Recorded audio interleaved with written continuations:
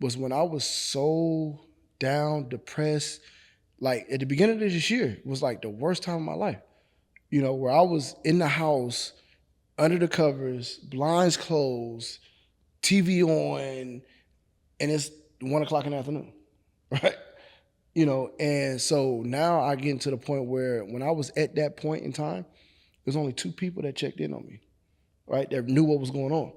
And so from there, it was like, now I don't care what somebody thinks, because there was nobody there when I needed them, right? There was nobody there when I was helpless. There was nobody there to pull me out of that junk. You know what I mean? And so for me now, it's like I was able to get out of that. You can't really tell me anything. You know what I'm saying? I can get out of that.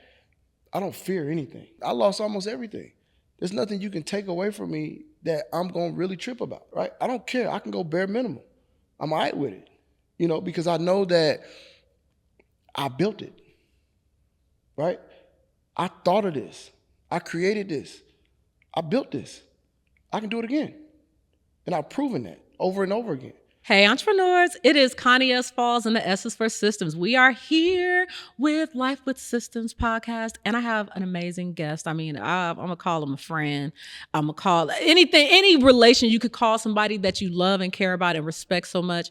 Hey, Keon. What's up, Connie? Who are you? Tell me what you do, sir. What's up, Connie? How you doing? No, I appreciate it, man. Listen, I really appreciate what you're doing, what you've done, what you've built, how much you inspired, and how much you show real life. You know what I'm saying? Like, nobody really understands that the quality of living and what it takes to create that quality of living, right? So when it comes down to systems, of course, that's the thing. But it's completely different, man, when you get raw with it. So before anything, I want to give you your flowers before we even start this thing. See, I'm not going to be doing this and crying. I don't have nobody. Everybody take 10. But no, I'm Keon Davis, man. I'm the owner, CEO, founder, creator of the company Smooth and Groove. We are a smoothie company. We just transitioned into a salad bar. Yeah. So instead of leading with smoothies, we're leading with food. What? Yep. So it's Smooth and Groove, made with love, right? It's always been made with love. Yeah, definitely. So now we've been doing that and really just been transitioning into really creating a company that can scale and that can live beyond me. So all the things that we've been doing, restructuring the mission, restructuring the goal, restructuring just the messaging of the company itself as a whole is kind of what we've been doing. So that's me. Wow. And so we've been on this journey for some years now. I was laughing because I'm like, oh, Keon. I was like, no, I met Keon in a restaurant and he was sitting in my seat. You know how you go to some restaurants and you sit down and it's like, that's your seat. And then I walk in and he's sitting in my seat. No, I don't own Yard House. However, I own this seat. My name is somewhere on it. And I walk in, I was like, who is this dude sitting in my seat? And I was like, hey, you're in my seat. I was like, oh, I'm sorry. I didn't mean to stay. He just got up and moved. I was like, wait. I was totally just kidding. He was like, so you working on stuff? I see you have your laptop. What do you do? And from that day, this has been my dog. Yep. And I know when you first moved out here, it was the beginning of a journey. Like I caught you right when you first moved to Atlanta. Mm-hmm. But tell me, before you came to Atlanta and started kicking doors flat, what were you doing before that? How did you grow Smooth and Groove? So originally I started inside of a gym, right? And so you think about like all of these boutique gyms that, that everybody knows and recognizes. So I started inside of a Gold's gym. And I had like a 6x7 foot spot, a real small spot. And I started there. And I before I did that, I was selling cars. And so I just decided, like, you know what? I'm gonna start my own thing. And so I got rid of, like, I sold 22 and a half cars that last month that I knew I was gonna transition. And I did that. I had $12,883. Like, I never forget this number on the head. And so then what I did was I paid my bills up for 6 months, right? I had been already prepping the transition. I knew I was leaving. And so I paid all my bills up for 6 months and I had $2,000 left over, right? And so out of that $2,000, what I did was I bought a freezer, some fruit. I had to make me some logos, you know what I'm saying, a menu. And I jumped in the gym and I just started thugging, right? And so I understood that I had at least 6 months to get this thing right, and I'm going to push it to the envelope. And so, as you know, the gym, I was in there from 8 in the morning to 9 at night every single day. Now, we're talking about systems. I didn't have none at all. I was just hustling, right? And so then 6 months later, I'm doing so well. I'm doing good. I'm in there every day. I kind of got a handle on things. Well, I opened up in another gym, right? With the same brand. It was in Columbus, Georgia. So my first gym was in Auburn. The second one was in Columbus, Georgia, which is an hour away and an hour time difference, right? Again, I don't have no systems. I'm just purely hustling. I had one employee in Auburn. I had one employee in Columbus. So if the employee in Auburn opened up, I closed in Auburn and I opened in Columbus. So then the other one would, so I would always be swapping out, right? And so I did that for a while, and with no systems, it was always something wrong.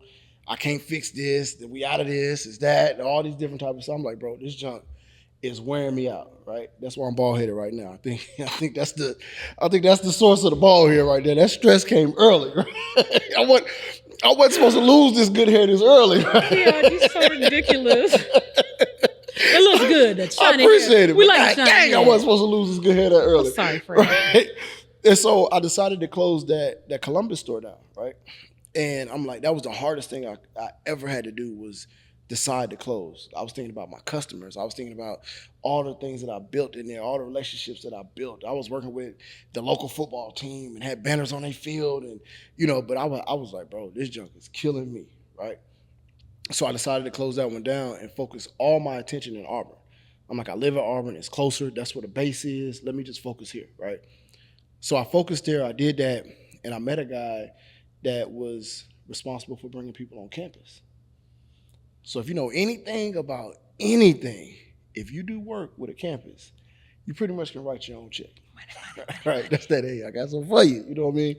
And so, long story short, I did that, met with the guy, and he was like, hey, have you ever thought about putting your concept in a food truck? I'm like, bro, I don't even know what a food truck is, but if that's what it takes to get on campus, I'm with it, right? And so I started looking at food trucks up, and I'm like, bro, these food trucks cost $60,000, $70,000, $80,000 at the time. I'm like, bro, I don't even know what I just signed up for, right? And so fast forward, I end up like finding a food truck. I actually bought my first food truck from Frito-Lay. It was a Frito-Lay truck. I didn't know that. Yeah, so it was a Frito-Lay truck. It was raw. It was nothing inside. It was a spare truck. They were trying to get rid of them, and I ended up buying it for $2,100 off an auction site online. And when I bought it, it was just raw, right? But what I did was, I was always a visionary. And so you know the movie The Founder. Oh, yes. Come Right. on. Everybody I knows the love movie The Founder. Founder, right? We all know the movie The Founder, right? Well, what I did, I was doing that before this movie came out. So I drew my food truck out on a piece of paper before I even got my food truck. I mapped it out. I knew exactly how big the tables were, how much space I needed, how much space I needed to walk, where the sink would be, how the flow would be, all that type of stuff before I even got the food truck, right? So then when I got the food truck, I couldn't find nobody to help me do it, but I didn't want to just sit on it. So I'm like, at least let me do something. So I went in there with a ruler, a Sharpie, and I went and measured and drew everything out, like in the food truck with a Sharpie, just like the Founder, right? And I mean, I'm in there and I can see the tables, I can see the blenders, I can see it with my, like, I'm sitting here walking and I can see it, right? And then, so finally, when I found somebody to help, when they went in, it was like, bro, you already did the blueprint, essentially, right? Before I knew anything about blueprints, right? And so I did the blueprint in the food truck, and he came in and he was able to cut everything out and do everything. But the beauty of this was, and I always take my hat off to him, is that when we came to build this food truck out, that's why I know what I know now, is that he never did any work for me, right? So him helping me build my food truck was him showing me how to build my food truck, right? And so, and I always thank him for this every time I see him, because what he did was, instead of him going in and doing the work, he like, listen, this is the tool you need, right? Let's do the electrical. All right, this plug gonna go here. This wire gotta connect here. This wire connect here. If you wanna take this wire there, you gotta put this there. Don't take it here. And I mean, like, literally all the electrical work. He showed me how to do it and I did it. He taught you how to fish. That's it. And I can do it forever now, right? The same thing when it came to the plumbing. Same thing when it came to the wall. Same thing when it came to everything else. He showed me how to do it. And now everything that I do after that, I done built 20 plus food trucks because I've done been able to listen and learn. Now, don't get me wrong, the first couple was kind of jacked up down there. They was kind of bad. I didn't have the right tools. They work. No, I mean, they work. They work, right? But now I got it to the point where I can do it with my eyes closed. So not only just my food trucks, but my stores as well, right? So got there, boom, got the food truck going. First day on campus. So I bought enough product, right? And mind you, I'm an all-in type guy. I'm going to bet on myself. I know. I don't care what it is with it. I'm going to bet on me. I'm going to figure it out. So the money that I had left over after I built this food truck, I bought enough product that would normally last me a week in the store, right? I got on campus the very first day. That product lasted me till 12 o'clock. Oh. I was like, oh, shoot. Right? Oh, you were done. You were sold out. Sold out, right? I still got 5 more hours to go. Sold out. So the thing was, I maxed out. So I maxed out. I don't have nothing left. I ain't got no more money, and I ain't got no more product, right? Because of how the deal was set up, I got paid a week later. Commission, one in a hole. Yeah, you know what I'm saying? Net terms, and you know what I'm saying, all that stuff. Now the big deal, you get net. Now one thing that I learned, this is a side note. One thing I learned, if anybody doing net terms, you getting a check. Oh, you're definitely gonna get a sexy check. Oh, you gonna get that bag. Yeah. I kind of like them net terms, but I don't like them, right? But end up getting that, and so I was like, you know what? I ain't thought about this in a long time, but what I did was I went and got a title loan on my car, right? To get enough money to buy products that would last me the week. You know what I'm saying? Get you through that net. To get me through that net. Yes. Right? And what I did was when I got that title loan, I got that junk, I paid it off. My very first check was $12,883 for 1 week worth of work. Are you hiring? I'll never forget that. I'll never forget that junk. I like smoothies. Yep, and that was my very first experience of like, oh shoot, but this thing can work. And from there, it just started.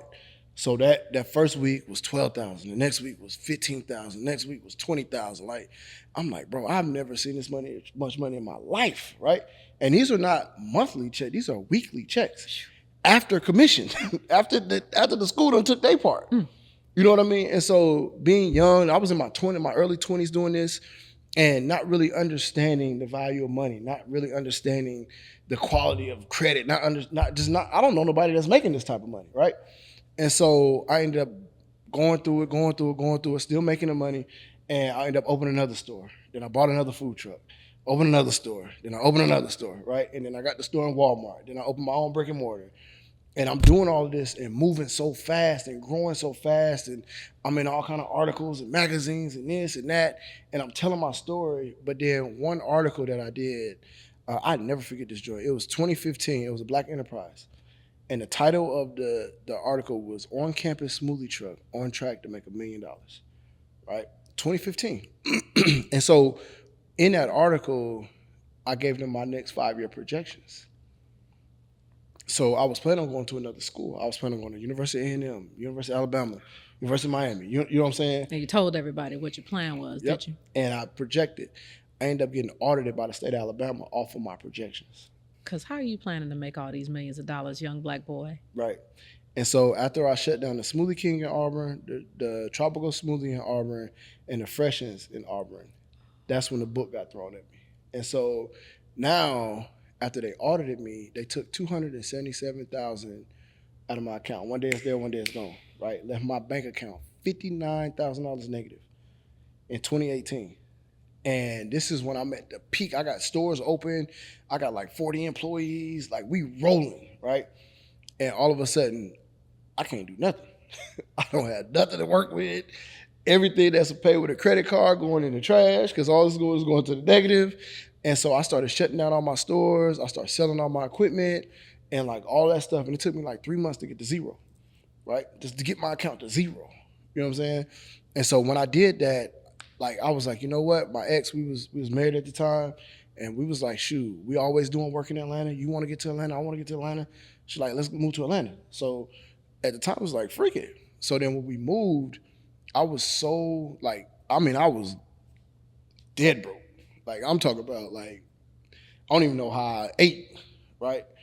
And so when we did that jump, man, we moved to Atlanta, I shut everything down, bought these storage units, put all my equipment in storage units, brought my food trucks down. And I was like, you know what?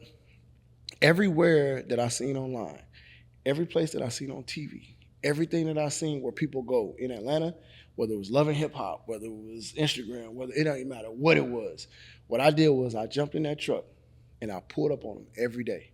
And I said, look, come outside, I got something for you. They're like, what? Come outside, I got something for you. Right? So one of the first places I went was Jason at the loft. Mm-hmm. Like, hey, bro, come outside, bring your trainers with you. He like, what? What you talking about? I got something for you. He like, what is this?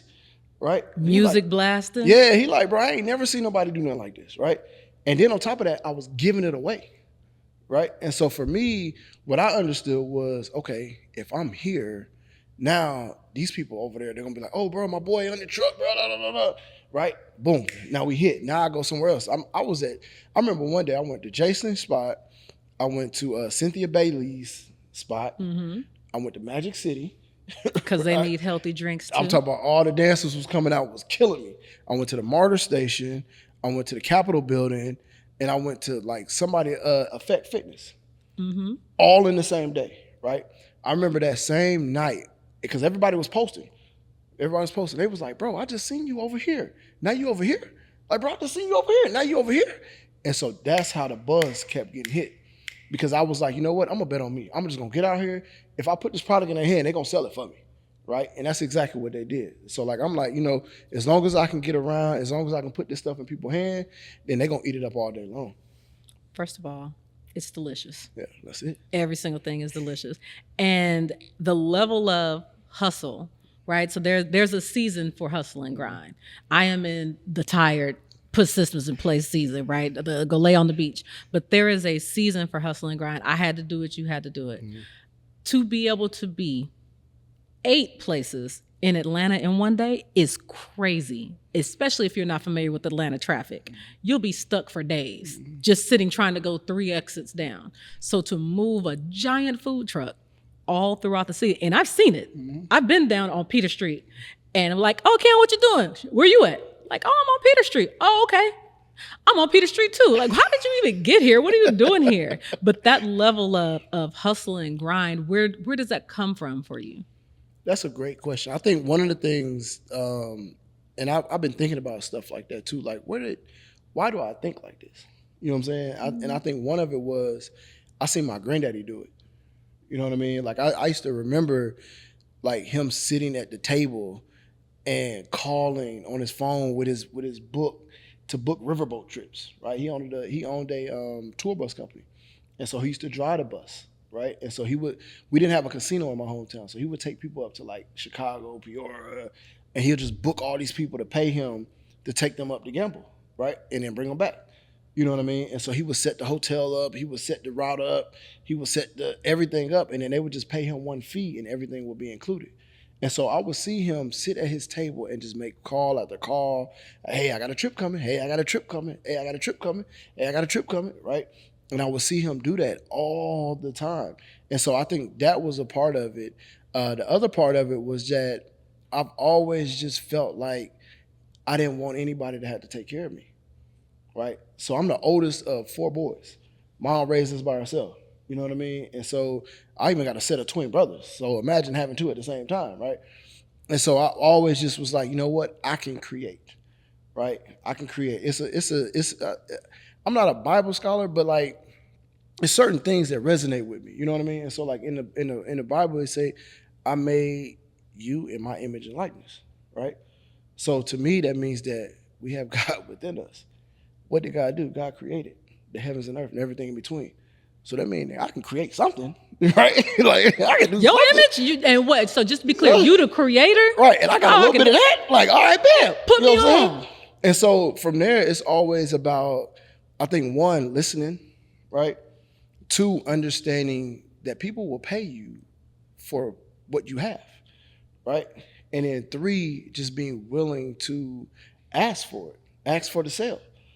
you know. And so those things have always been in me. Just like, bro, like I got something you can buy. You can buy it off of me. I'll give it to you. Like I'll find something else to put on, right?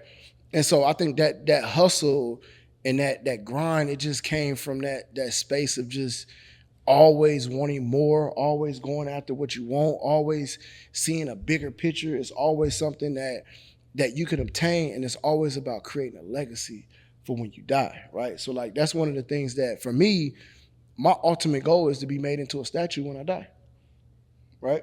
Like just that simple, you know. And when I tell people that, they don't really understand what I mean by that.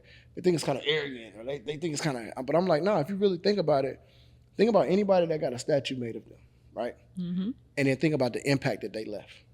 You see what I'm saying? Yep. So the impact is the purpose. Because now, like for example, my little brothers went to Tuskegee, right? I went to Tuskegee. Well, I found out at my brother's graduation that his big homie was one of my little homies, right? And so I'm like, wow, that really hit home to know that I indirectly affected my little brothers 10 years later at the same school that we went to based on what I taught somebody or what I poured into somebody. And they made sure that they poured into somebody else, that poured into somebody else, that poured into somebody else, that ended up being my little brother, right? That's awesome. And so that's the type of impact that I feel like is needed. And that's the impact that I want to leave behind, because it's not about me. It's about what I can leave, you know, and that's the thing. So when you think about your legacy, right, as of now, Smooth and Groove, immediately we just know that's mm-hmm. the name. But if you could assign a word to your legacy, what would you want that to be? Authentic. I love that. Why? I think that so many times people get caught up in what they think people think they should be, right? Or what they think the world wants them to be, or what they even aspire to be that they can't be, right? And so, for example, like 2 years ago, I got the key to the city in my hometown, right? And this was like one of the greatest moments of my life. And it wasn't even that moment. It had nothing to do with me getting the key to the city. But it was all about my homeboys and homegirls, cats that I grew up with, right? People that that knew me from childhood, knew everything about me, that knew exactly who I was at my core. We went to a restaurant or a bar or something like that, and at the end of it, they fought over who was gonna pay the bill because it was me, right? And they're like, no, bro, like, no, you can't. They call me Diddy at home. I think they need to change that stuff too. We can't do that no more. Hey, listen, no do not call me Diddy no more at home, all right? Just let you know. Hashtag no Diddy. But they was like, nah, bro, we not gonna let you do that. You at home, right? You at home. Like, we got you, bro. And so to me, I was like, bro, that's what's up. And it wasn't because of the act. It was because of the feeling, right? That, because most cats can't go home. Like, right. Most people don't re-identify themselves so many times that they don't even know you at home. They don't even recognize you at home, right? But to go where I was raised, right, where in Anderson, Indiana, right, where I was raised on 22nd and Walton Street, right, went to Westville Elementary, you know what I'm saying, Northside Middle School, Anderson High School, and my whole life it was there. To leave and not be home for another, pretty much the same amount of time that I was there, and come back and still get love as if I've never left, right? To me, what that shows is your core character. You know what I'm saying? Like, nothing's changed about who you are as a person. Your experiences change, right? Your finances change, your life change, all those things, but who you are at your core has always remained the same. So that to me shows, like, you know what? I like that, right? That's the important thing. Because like I said, it's cats that can't go home, period, no matter if they wanted to or not. Yep. You know what I mean? And so that's the thing that I always feel like, if you can be authentic, that's the best version of yourself. I love that as a word for you, because you are so genuine. You are so authentic. And when people meet you, they can feel your energy. They feel the positivity. As much as you've been through in life, I still don't see you don't get to see the pain, because it's filled with so much love, even in those moments. So, because it's all about life with systems. So we talk business and we talk about the personal side as well. Working this hard, and raising two beautiful little girls who are so cute and sweet and nice, and I love both of them. What does that look like? How has that affected you having two daughters? I'm pie. Like I am the ultimate girl dad. Like I am super pie. And for me, it's just the fact of like seeing them smile, hearing them laugh, like all of the things, just showing them love. Like, and I don't think that men really understand. I think men with girls understand it, but it's not really talked about, right? So like the feeling of your daughter's love is something that's undescribable, right? And it's like having like the unconditional love that you've always wanted, because that's all men really want is unconditional love, right? That's all we really want is love, you know. And then to have the unconditional love from your daughter, where you know, like no matter what, right? Like my kid's mother, we got a divorce, right? At some point in time, she can leave if she wants to, right? But at the end of the day, that's gonna always be my daughter, and I'm gonna always be daddy, right? And so that feeling is like you can't replace that. You know, you can't replace that love. You can't even like imagine to make that something else, because that feeling right there, no matter what, when I had my worst days and my daughters just call me, like my whole day switch around. You know, when I'm no matter how I'm feeling, no matter what's going on, when my daughters call me or I'm in my daughter's presence, or it's almost like a battery in my back. You know, and it's not to go out and try to make more money or go out and try to, it's like, no, like you just charged daddy up. You know what I'm saying? Like you just really made daddy feel loved. Like you just really made daddy feel like just good, you know, in those moments. And what I had to do was I had to realize that if you're not careful, you'll take that, right? And not regurgitate that at the same time. Because now you're looking for your daughters to fill you back up, but are you filling them back up, right? You're looking for your daughters to give you that love, but are you giving them the same love in return?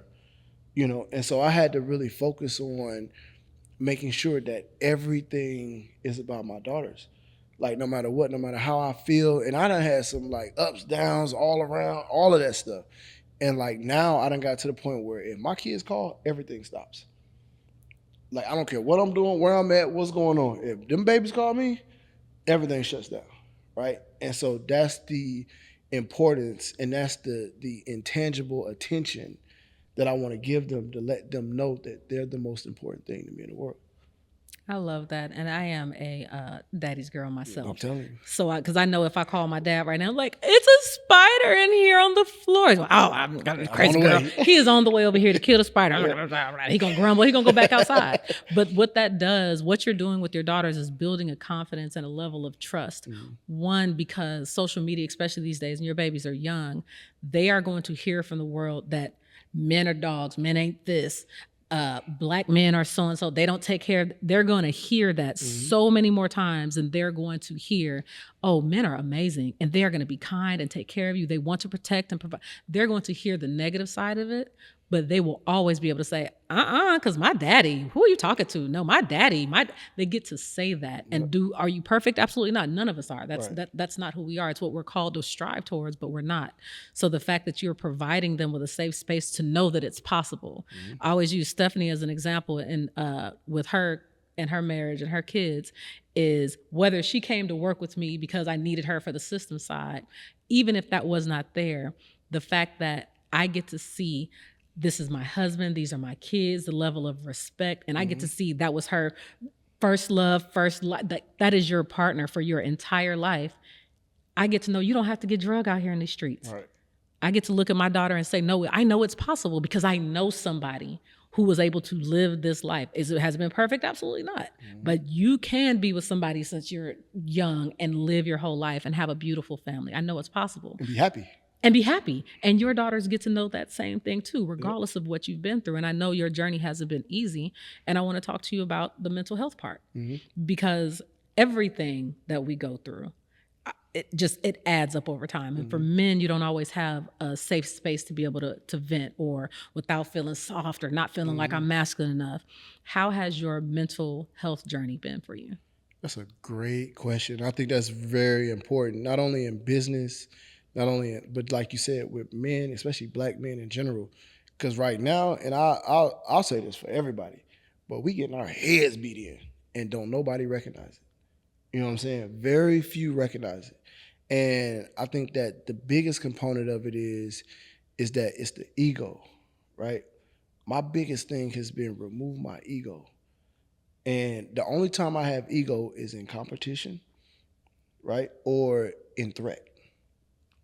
Outside of that, there's no reason for me to have an ego, right? That's just it, And so for me, when I tell you I've done it all, went from committing, like trying to commit suicide and like wanting to check out and just being down and like I'm my biggest critic, especially when like my support system. So for me, my support system was my granddaddy. Like that was my dude. You know what I mean? And so when I lost him, I went through this phase of like, dang, bro, like I still like matter of fact, like 2 or 3 weeks ago, I tried to call him. And it's still like I'm like, I'm tripping. But that's how much of a support system he was to me. And so when I lost him, I'm like, well, shoot, what do I do? And so it's like, okay, well, I went through those phases where like now it's on me now, right? But it's like, I need help. Like I ain't really got it, you know what I mean? And so you go through like depression, you go through stress, you go through anxiety, you go through like not feeling good enough, imposter syndrome. Like I went through all of these phases. And then I went into a relationship and went through a breakup. So then now my heart broken. Now I'm lost. Now all of my identity and all of my life and all of my day was wrapped up into this situation. And now you pull it away again, right? And so when I went to my therapist and I was telling him everything, he was like, bro, he said, honestly, bro, you just dealt with a lot of grief, right? And you had no idea that you was grieving. You never gave yourself a chance to grieve, right? And that's from deaths to closing my stores to almost losing my daughter to like every situation that I've been in has been grief, right? And he's like, bro, like I'm not a superhero. You know what I mean? Like I need time to grieve as well, but I don't have time to grieve, right? And so for me now, like I was just explaining to them, now it's so important for me to listen to my body, right? Listen to my mind, listen to my heart. Like if something makes me anxious, it's like, why? Like, what is that? Why am I anxious about that? If somebody calls me and they start talking, I'm a white flagger. Like you not finna call and like, listen, you got it. I'm gonna wave that white flag. You got it, right? Mm-hmm. And so I'm at a point now where I don't explain myself anymore. I don't defend myself anymore. Like I don't do any of that stuff because there's no reason to because I know my heart, right? You can say whatever you want to say about me. I know my heart.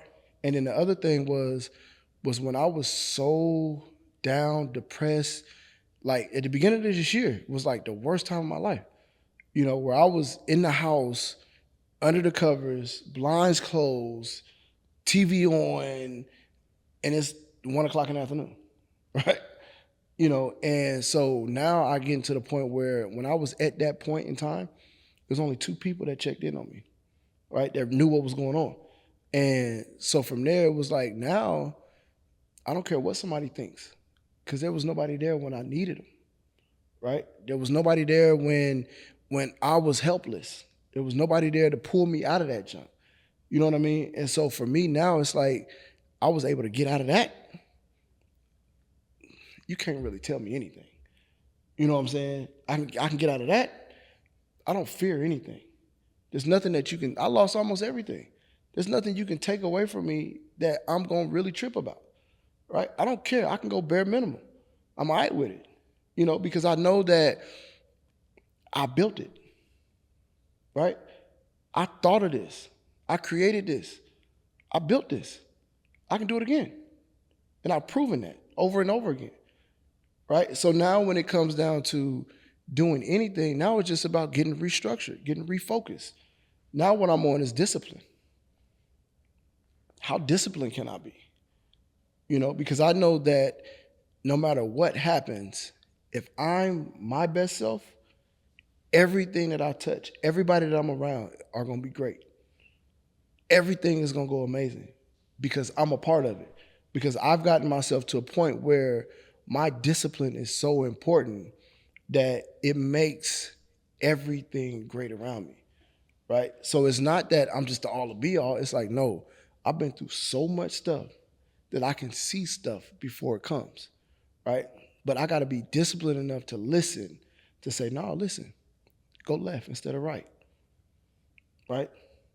I got to be disciplined enough to say, you know what, I ain't really drinking, right? I don't need the hookah. I can still be in the same environment, but I got to be disciplined enough to charge myself up, right? To say that there's nothing that can stronghold me because so many people's destiny are tied to my discipline. And that's how I stand now. And that's what I stand on. And the more that I've done that, the more doors have opened, the more opportunities come our way, the more things just thrown in my lap. And it's like, bro, I can't even explain how this came about, you know? And so that's what I'm on now. Oh, child.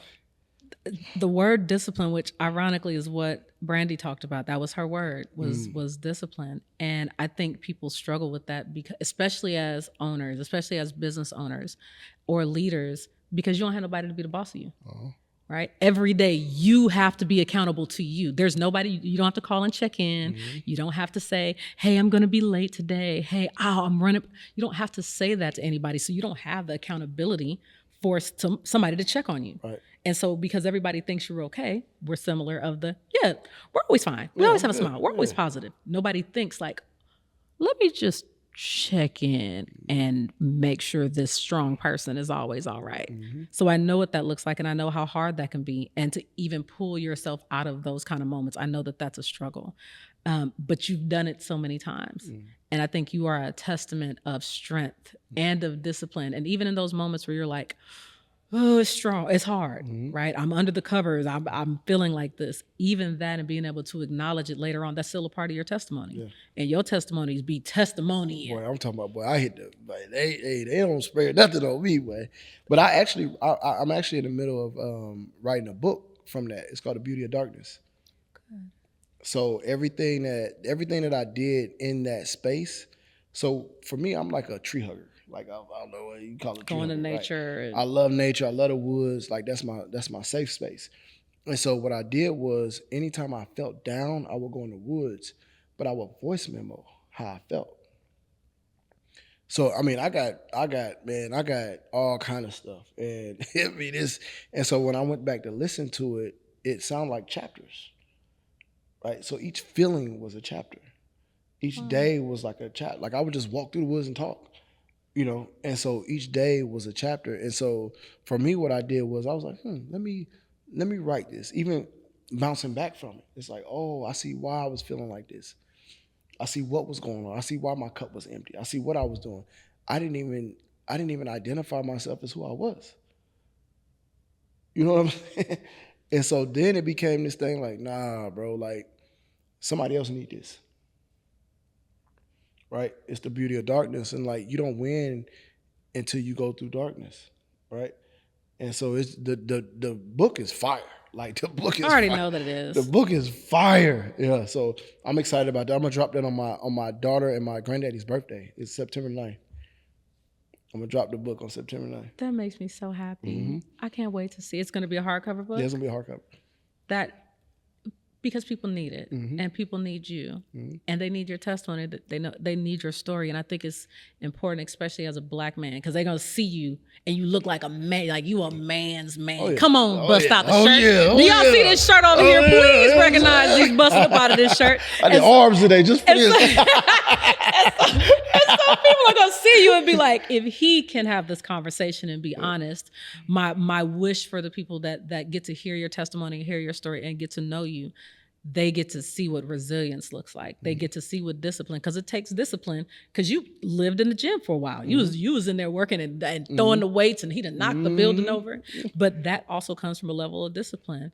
I do want to parallel that with sports and being an athlete, because many times we throw these kids into sports and, we want them to have the discipline, but then there's a lot that comes along with it, right? On your physical, on your mental. Definitely. How has even looking at understanding is discipline that you needed. How did you get that from sports? Because you played sports. That's a great question. So for me, I played sports super early, right? And I think there was one coach. I love this dude, man. And anybody that I played sports with, my coach Charles Turner. He passed away a few years ago, but he was such a disciplinary. And it wasn't like he was going, like, I mean, he was literally the coach that'll grab you by your shirt in the middle of the game, right? And you're going to do 10 push-ups while the game going on, and your man better not score.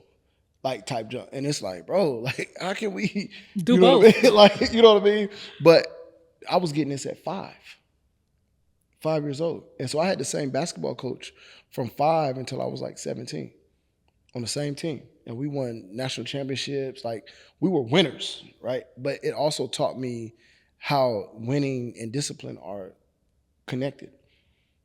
You know what I'm saying? And so that always helped. I'm a big advocate of kids playing sports early because it teaches discipline, right? It teaches you, like, we had to, if we made a layup and we couldn't be pretty, like, we wasn't doing no finger rolls, like, nah, bro, we had to use the backboard, right? If we didn't, I don't care if we made the shot or not, if we didn't use the backboard, he was pulling us out.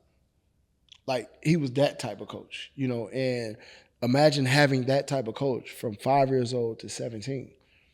And so everything was structured. Everything was mechanics. Everything was systems. Everything was like, we had to do everything the right way every single time. Then I go from that into middle school, right? Middle and high school, my coach Bonner, he was a military guy, right? If we didn't do right, I mean, everything had to be structured. Everything had to be right. Everything had to be over and over and over. We're going to run it again. We're going to run it again. We're going to run it again. We're going to run it again until it was right, right? And then I go into high school and college. College was the same way, right? It's even more structured now, except you got to do this on your own, right? So now you got to learn these plays on your own because we're going to keep running this junk, you know? And so I think that sports in all, it taught me how to be disciplined, but it also taught me self-discipline, right? Because I had to work out when nobody else was working out. I had to study film when nobody was around, right? I had to do certain drills and things like that to make myself better that nobody else knew I was doing. And I didn't get a reward for it until it was game time. So I had to consistently do it. I had to consistently put my head down and work until it was time to show my work at game time. But you get one game every week, right? You got 7 days, you got one game every week, you know what I mean? Yeah. Like, you got to put this work in consistently, and it makes you better over time. Right? So most people, I think what they do is they want to skip steps, and they want to go and say, oh, well, I worked out this day. I want to be able to jump outside the gym today, right? It's like, it don't work like that, right? You got to trial and error. You got to test it and come back. You got to do it again and do this and so those are the things, those are the tools, and those are the intangible, I think, skills and thought processes that I picked up on early because I had those type of coaches and I had those type of people in my life. So how, because I think when prior to Clubhouse and right before that, coaching wasn't even a prime word. That Right. was, all of a sudden everybody was a coach out of nowhere. But I think understanding the coaching process and what people look at that role as, even when it comes to sports, translating that over into business. Mm-hmm. Have you had any coaches? Have you had people that you were able to look up to and say, yo, I can follow your direction, I can follow your lead? Mm-hmm. And was it the same feeling that you had with having a coach when it came to sports? So the other, in business, a lot of it, majority of it was vicarious learning, right? And so I know we talked a lot about me working at McDonald's and Chick-fil-A, right, for free. Mm-hmm. And so for people that don't know that, when I first started my company, I worked at McDonald's and Chick-fil-A for free. I gave them 2 hours a day, 2 days a week, right? And what I did was, the reason that I did that was that I wanted to learn their system. And they wasn't going to teach me their system. Like, you had to go to Hamburger University for McDonald's to learn their stuff. And then, like, Chick-fil-A, you had to be an owner and all that type of stuff, right? And so I'm like, well, let me just go work and just see what I can learn from there. And from there, what I was able to do was pick up on their system. And I was able to take it back to my stuff and regurgitate it and make it my own, right? So when we talk about, like, we get into, like, all the systems and stuff that I've learned and created, was that I learned the most important things from both companies, right? Like with McDonald's, they do everything so fast, so quick, and so simple. Right? And like when you think about it, everybody in the world knows how to make a Big Mac. All beef patty, special sauce, lettuce, cheese, Pickles, pickles, onions onions on a on a 70 sesame seed bun. seed bun. You know what I'm saying? And so that's the thing that I wanted to recreate within my own brand and my own company is make it so simple that everybody can do it. That's why when people talk about, hey, McDonald's talking about getting these robots, I'm like, hey, y'all better tighten up because it's so simple that y'all not thinking. McDonald's done took all the thinking out of it for you. You don't have to think at all. You got to respond. You got a number one? Okay, cool. Number one is this. This is number one. This is how much is it going here? Boom, it's right here. Boop, boop, boop, boop, and we out. Right? You don't have to think at all. You know what I'm saying? And the same thing when it came to Chick-fil-A. Chick-fil-A did it from a different standpoint where they wanted to do the quality and the customer service. Right? So now you got speed and efficiency without the thinking. Now you got quality and customer service. See what I'm saying? And so what I did was I took those both of those business models and ideas and I merged them into mine, right? Where I'm gonna give you the speed and quality service, but I'm also gonna give you the customer service and the quality product at the same time to make it simplified so that any and everybody can do that job. First of all, I want you to tell me who is your number one competitor. You know, I love that. Because when you hear about going to work for these companies, because I did the same thing with Nordstrom, I was like, how y'all customer service so good? Let me get a job. I'm in here as a sales clerk, as a whole grown woman with 6 figures in the account. I'm in here just to working and bringing up stuff at the register. Happy as all get out. I could not wait to write down and document all y'all processes on the inside. But that is how you learn. That's how you understand how these businesses work. And so I took the best parts of that and I applied that to my business. And I love that you did that because you took 2 great examples: the speed, the customer service, like those are the things that you need. And you've done that with Smooth and Groove. And I'll tell you, before I want you to say the other thing, I'll tell you how great your systems are because my daughter came in and worked in your truck. And within 10 minutes, she was trained. She could make the smoothie. She can get the money from the people outside the thing. She knew the words to say. She knew that when you see somebody come up, find something that you like about them. Their hair, their eyes, their makeup, their whatever, and give them a compliment. So now they're already in a good mood and they standing up. So my daughter has learned that from when she was 6, 7 years old. Young. Because you spent the time creating systems within your own company. And I think that leans to who your number one competitor is. Yeah. So my number one competitor has always been Disney World, right? And people like, what? Like, why is your competitor, like, that don't even match, right? But I think that for me, Disney World creates the best experience I've ever seen in my life, right? And so when you think about a business and you think about experience and you think about like customer service and the value of the customer, how much time and effort they take to research the customer, right? Let alone serve the customer. You know what I'm saying? Like Disney World is the only place that I've ever known to make everybody feel like a kid. You know what I mean? And they're going to treat you so well every time you come. You don't even realize how much money you spend with them. You know what I mean? Like there's no Hurts way, so bad. like, you know what I'm saying? And so like they treat you so well and give you so much service and greet you so well and smile at you. And like, it's all these different components and they touch every part of your being, right? Every sense that you want, they touch. From the smell of the popcorn to the railing. It was one ride I went on and this blew my mind how well Disney World like pays attention to detail. It was the Avatar ride at Disney World.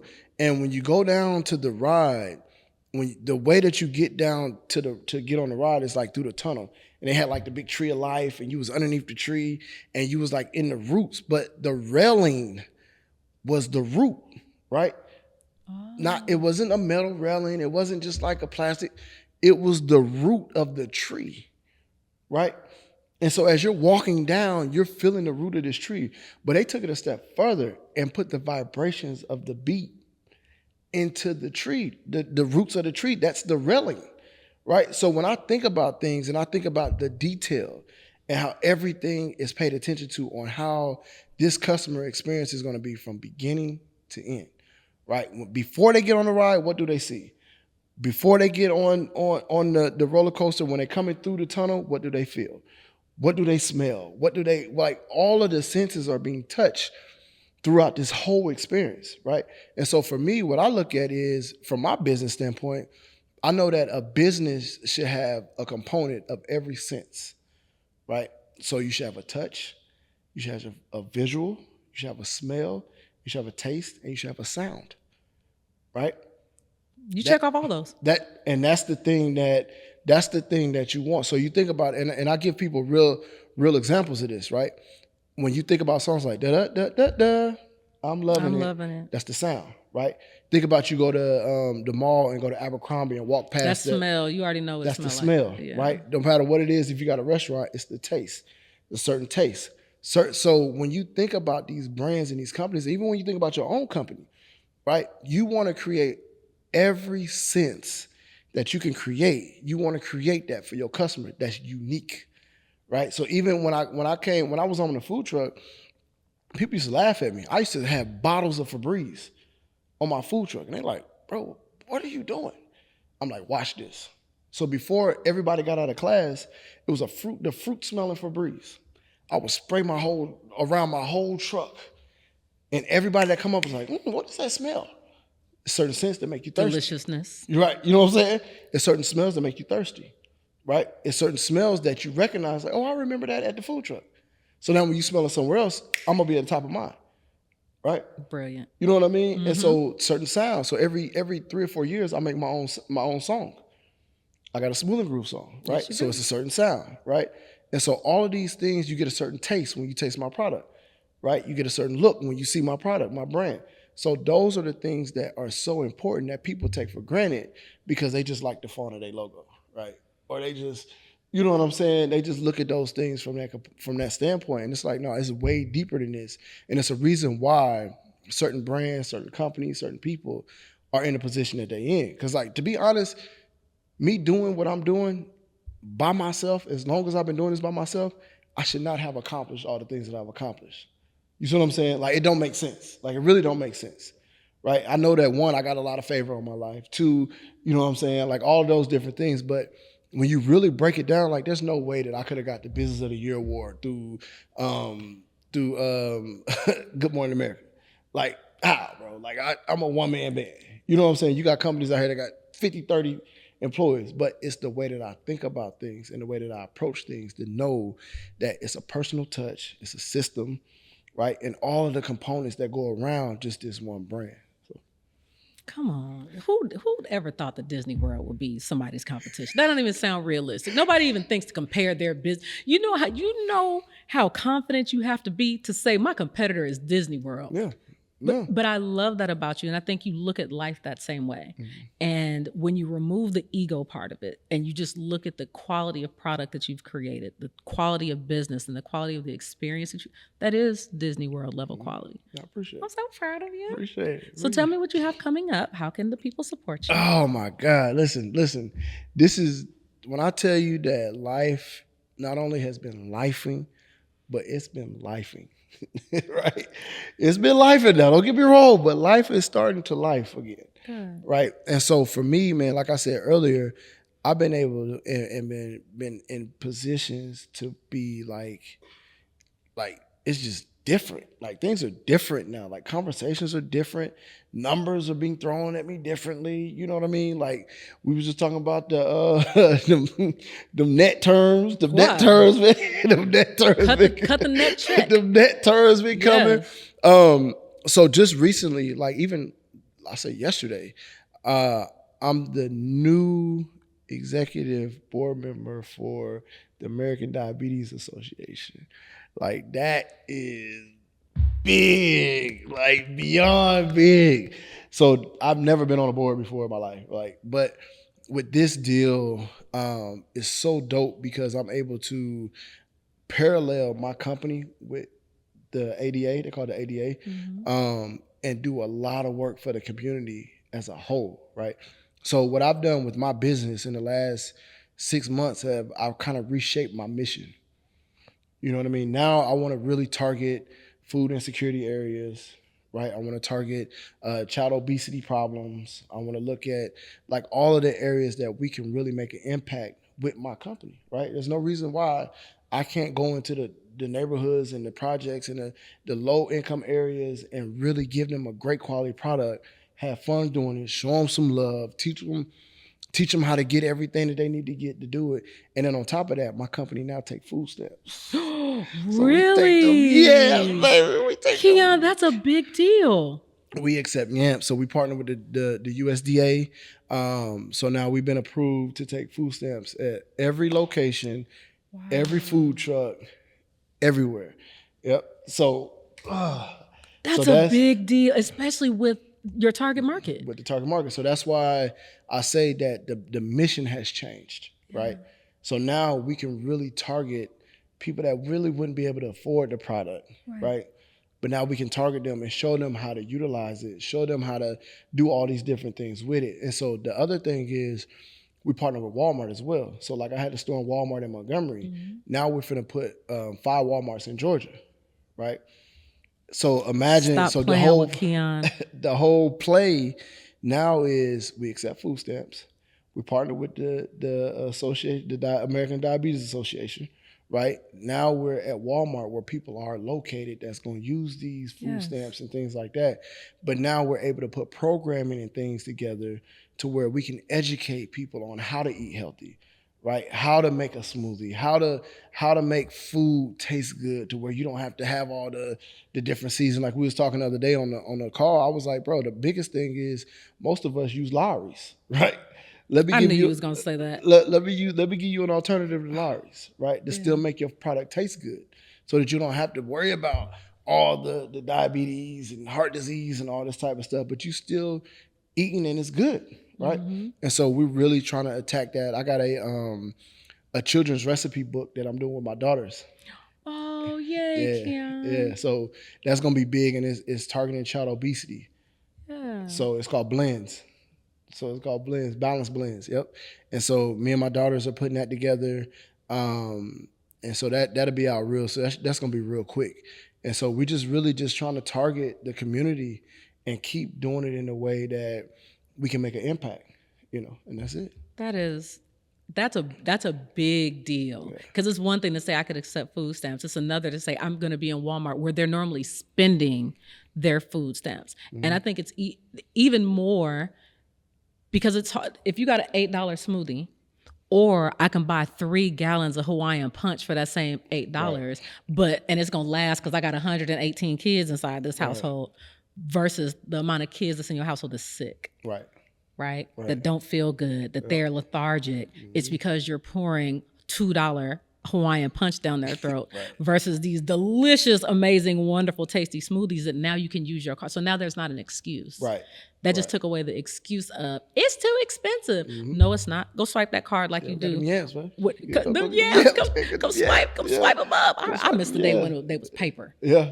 I remember them too. You got to tear them off. You got to put them up on the thing. Y'all may not know about that in this fancy world of podcast stuff, but them old ones, you put, boy, let me get some change. Yeah, I got to get change back. I need that change back. Yeah. That is so beautiful. I'm so proud of your journey. And I'm just honored to have you in here and honored to have you as my friend, because I know how important the community is. It's one thing to be excited about the things you're doing for yourself, because you'll notice nowhere in this conversation was it, and I'm trying to get to the bag and I'm trying to make this money, but that's a part of it. But your first mission is to serve the community, and it always has been, and that's why you got that extra dollop of favor on your life, and it's just gonna get even better. Oh yeah, I love it. We also franchising too, so we doing I got a deal. I might not need to say this on camera, but I'm doing a deal right now where I'm doing 10 for 10, and it's something that's I just like doing crazy stuff, right? So I'm doing 10 franchises for $10,000 each, right? I've already sold 3. So Come get 2 of them. I'm sorry, go ahead. Yeah, so I'm doing that, and I'm gonna do that just for 10. And so the reason that I'm doing that is I want to prove the model, right? I want to prove the model. I want to scale the model, and I want to do it in a way because I know I can't do everything myself. But everything that I have is scalable, it's proven, right? Now I got these partnerships that allow me to, like, I can franchise in a Walmart, right? You know what I'm saying? Now I got the components that make it make sense now. And so I'm like, you know what? Let me figure out a way to make this thing explode quick and then really do this thing the right way. And you know what? I have to make sure that I say this publicly. The reason you can do that is because you've documented your systems. There has only been one company in my 17 years of creating operational systems for creative entrepreneurs. I'm talking about from the government to strip clubs to tax, any possible industry you could possibly think of. There's only been one company that came to me and said, so I need help with my systems. Look at what I have.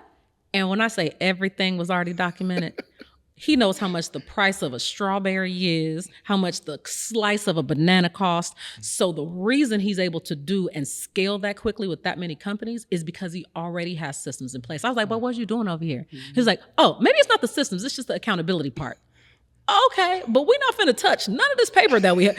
Any of these documents, these binders, the way the inside of the trucks are set up, when you think of, and if you haven't, again, we talked about The Founder. I need you to go and watch the movie The Founder. It's about the creation and founding of McDonald's. Every single step that's inside that truck, you literally can go. You can go and do it blindfolded. This is how much the scoop is. This is how many pieces you need. This is how many, and it's going to make this, and it's going to make this. Literally every measurement you could possibly think of. That's what systems are. Something that you could duplicate over and over and over again and get the exact same result. Because what's the name of the smoothie I love? The Running Man. Running Man with some extra ginger in it. That thing tastes the exact same every single time I get it. My daughter has made it for me. I've made it for myself inside this truck, and Keon and people that have worked in the truck with him have made this doggone smoothie, and it tastes the exact same every single time. That's why it's scalable. So when you look at success stories and you look at your own business and evaluate, is this something that I can franchise? Is this something that I can scale? Because you can't talk about scale if you don't have any systems. Just take that out your whole entire vocabulary. Because what are you scaling? Your thoughts? Yeah, that's not going to work. If you don't have a team to be able to help you build this, because over the years he's gone through team. Now, whether they did right or they did wrong, you still got lessons out of it to where now you're able to say, I don't even have to build it out this big. I can franchise this, put the same amount of effort and time into training these leaders and these franchise owners, and then y'all go and run it and cut me my check, right? So this is why, and Keon's the best example that I've ever seen of making sure that everything that's in your head is documented on paper. So you win the award for Mr. Systems USA. I appreciate it. Well, I got that from Miss Systems herself. Boy, that is big. Yeah, but the cheat code for me was like, during that time where everybody was, like you said, the clubhouse, and everybody was becoming coaches and doing courses and all this type of stuff, I was like, that makes sense. Let me create a training course for my staff, right? Because no matter what I did, I would train one person one way, I would train them the other way based on how I felt, or if I had the time, or if I had the energy, or if they gave me the energy back or whatever. And it's like, bro, I got to pay these people to train them.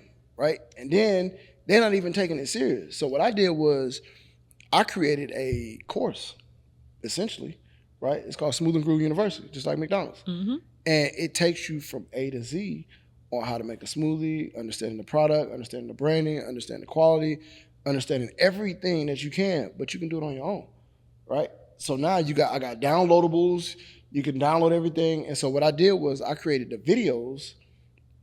I translated the videos into PDFs, right? Because like what I learned was that people learn different, right? So instead of them just looking at the video, some people that like to read. Hey, I got you the PDF. The same stuff that I said on the video is on the PDF right here. So you can download that and read it when you want to. But the other thing was I was able to understand that when they came into the store, when they came on the truck, once they went through this program, I knew they knew a certain level of information. I don't have to start them from ground zero. I can start them, now we can hit the ground running. Now it's just about them getting comfortable on doing it, right? And so that right there has been a game changer for me. So you created systems to be able to train people so they could do the work that you didn't want to do. And so that way you could have the freedom to actually be a CEO. Come on, God, it's a round of applause.